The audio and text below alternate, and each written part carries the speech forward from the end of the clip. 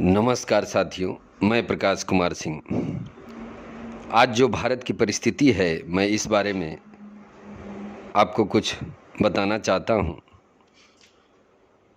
भारत में परिवहन क्षेत्र जिन परिस्थितियों में गुजर रहा है, कुछ तो बैंक वाले लेकर चले गए, जो बचे उसे भारत की सरकार ने चलने से मना कर दिया।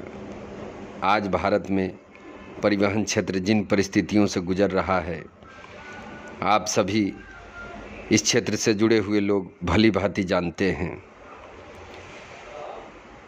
आज भी 95 लाख ट्रक चालक हर रोज़ सड़क किनारे शौच के लिए बैठते हैं और आप हैं, कहते हैं हमने स्वच्छ भारत बना लिया।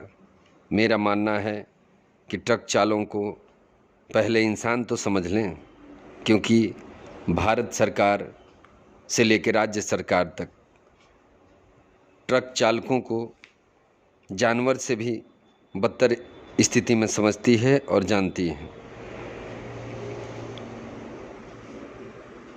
आज भारत में बहुत सारे ट्रक यूनियन सक्रिय हैं, लेकिन अफसोस ज़मीनी स्तर पर ना तो कोई कार्य हो पा रहा है और ना ही होने की कोई उम्मीद दिख रही है।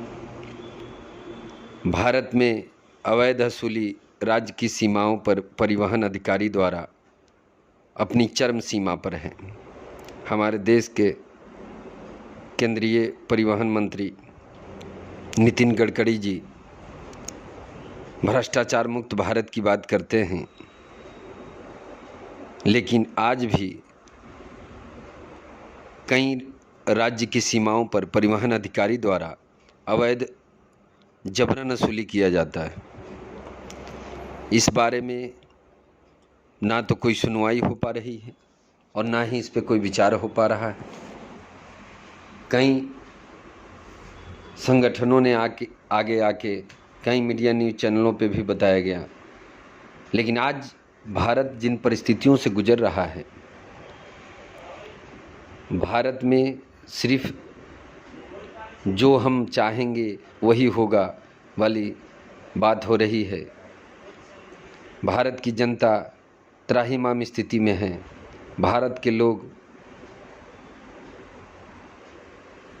परेशानियों के समंदर में गोते लगा रहे हैं, लेकिन विडंबना कहें कि भारत की सरकार अपने हिसाब से डाटा तैयार कर रही है। आज जिन जिन परिस्थितियों में जनता त्राहिमाम में है, ये भारत की जनता अच्छी तरह समझ रही है और देख भी रही है। जब मोदी जी की रैलियां होती है तो कोरोना उस राज्य से छुट्टियों पे चला जाता है, और जैसे ही चुनाव ख़त्म होता है उस राज्य में फिर कोरोना वापस आ जाता है।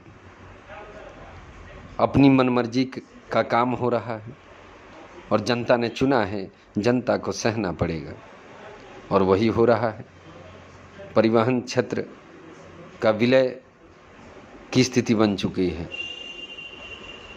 और आज जिन परिस्थितियों में भी लोग काम कर रहे हैं वो बताना संभव नहीं है, और जो इस क्षेत्र से जुड़े हुए हैं वो सारे लोग भली भांति जानते हैं। धन्यवाद। नमस्कार साथियों, मैं प्रकाश कुमार सिंह। आज जो